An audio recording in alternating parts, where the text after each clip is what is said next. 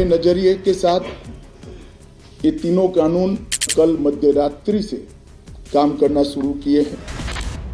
India's criminal justice system undergoes a complete overhaul with 3 fresh criminal codes replacing British-era laws, including the Indian Penal Code. So what are the new laws that have come into effect? How are they different from the old criminal laws? On the day this was being taken up, this debate in Rajya Sabha, I was the lead speaker and my speech was aborted because of the en masse suspension a few days earlier, which led to the stoppage of proceedings that day. When I had done the research, I had found that this is nothing but the manifestation of vanity to leave your imprint.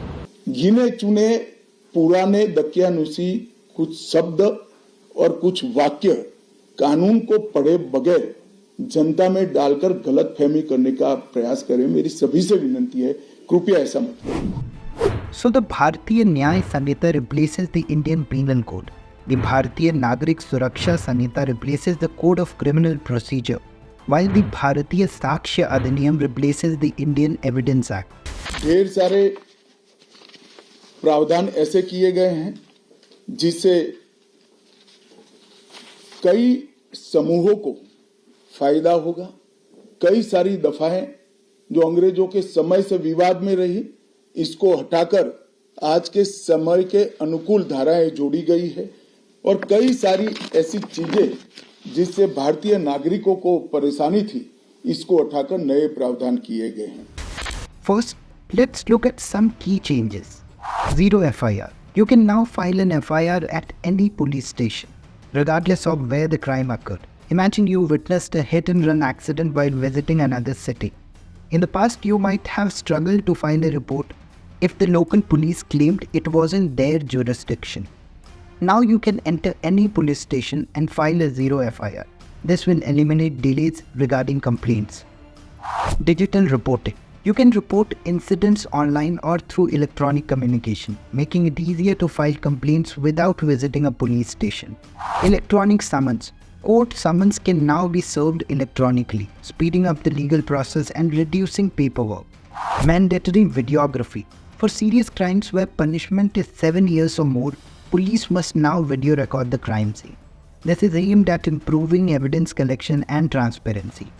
Witness statements. Previously, witnesses had to appear in person before police and magistrates, with evidence being mainly paper-based.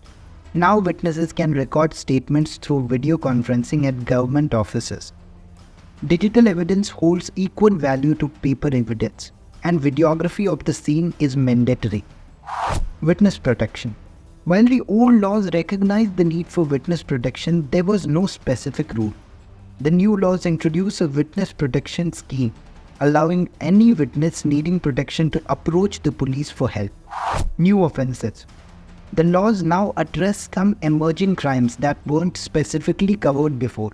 For instance, there are new provisions for false promise of marriage, gang rape of minors, and mob lynching. These were often prosecuted under other sections previously, but now they are recognized as distinct offenses. Faster trials.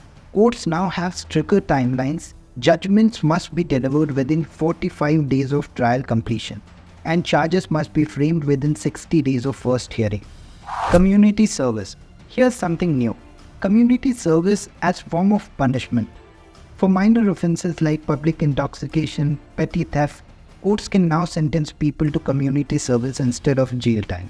It's a more constructive approach that wasn't available before, though you might have seen it on Western TV shows.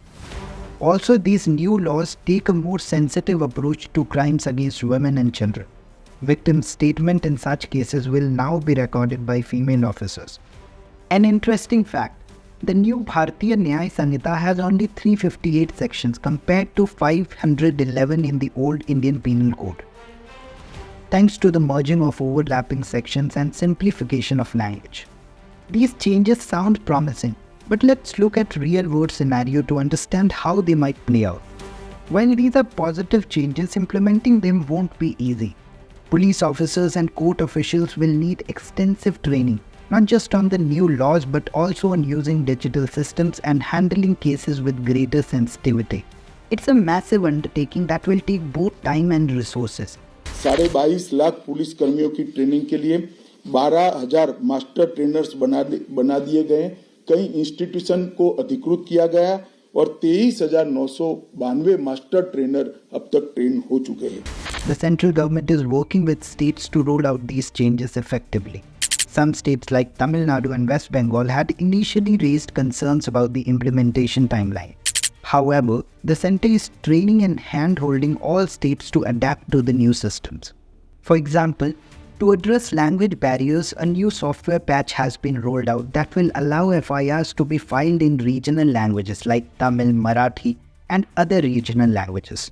Technology is playing a big role in this transition. The crime and criminal tracking network systems has been upgraded to allow e-FIRs, so you can now report a crime without visiting a police station.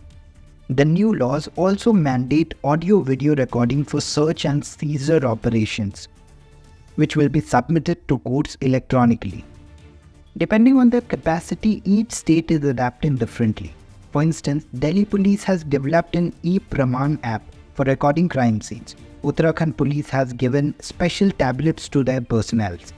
And UP Police has sanctioned a separate budget for this purpose.